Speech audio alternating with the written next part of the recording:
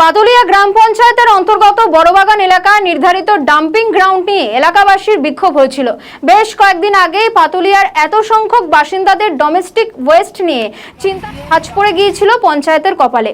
দীর্ঘ 16 থেকে 17 বছর ধরে এই জায়গাতে ওয়েস্ট ডাম্পিং করা হলেও আগে কোনো অভিযোগ আসেনি। তবে অভিযোগ আসার পরই স্থানীয় পুলিশ প্রশাসনের সঙ্গে আলোচনায় বসেন বিজেপি নেতৃত্ব। এরপরই পঞ্চায়েতের তৎপরতায় জমির মালিককে ডেকে পাঠিয়ে ব্যবস্থা গ্রহণ করে পঞ্চায়েত। সময় চেনা হয়, তারপরই জেসিবি নিয়ে আরো ভেতরের জমিতে ওয়েস্ট ডাম্পিং করতে সামনে অস্থায়ী রাস্তা তৈরির কাজ শুরু হয়। এদিন ওই ডাম্পিং গ্রাউন্ডের মাঝে রাস্তা তৈরির কাজ বিজেপি নেতৃত্বকে সঙ্গে নিয়ে পরিদর্শন করলেন পাতুলিয়া গ্রাম পঞ্চায়েতের প্রধান। ইতিমধ্যেই ওই জায়গার জন্য জমির মালিকের থেকে সময় চেয়ে নেওয়া হয়েছে বলে জানান পাতুলিয়া গ্রামের পঞ্চায়েত প্রধান।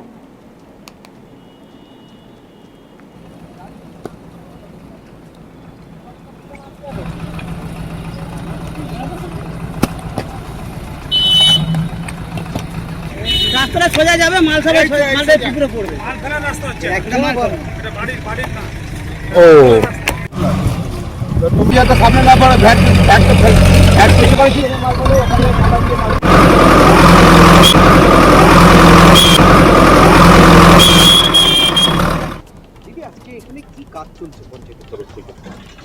পঞ্চায়েত তরফ থেকে আজকে কাজ করা হচ্ছে। যেহেতু এলাকা থেকে আমরা ভ্যাট পরিষেবাটা চালু করেছিলাম, সেই ভ্যাট পরিষেবা এখানেই ছিল, লোকের বাড়ি থেকে কালেক্ট করে এখানে ফেলা হচ্ছিল। দীর্ঘ 13 সাল বা তার আগে থেকে চলছে।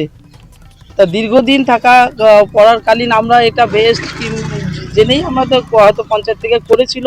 আমি আসার আগে একজন প্রধান ছিলেন, তার আগে বামফ্রন্টের ওনারাও ছিলেন, তারপরেই কিন্তু আমি আর পরে আসি, এসে এখানে ফেলা হচ্ছিল, সেই সবেই ফেলা হচ্ছিল। কিন্তু এখানে তখন দেখা গেল মালিকানা আসছে, মালিকানা ওরা দাবি করছে যে আমাদের জায়গায় ওরা কাগজপত্র দেখিয়েছে এখানে ভ্যাটটা ফেলা যাবে না।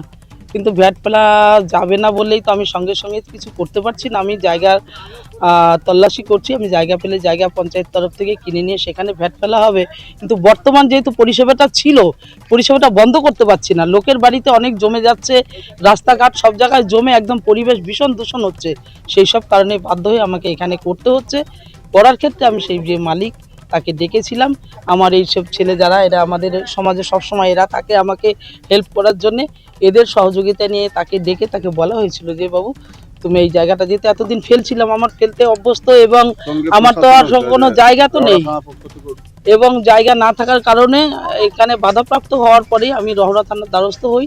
ওনারাও জানেন দীর্ঘদিন প্রায় বছর 4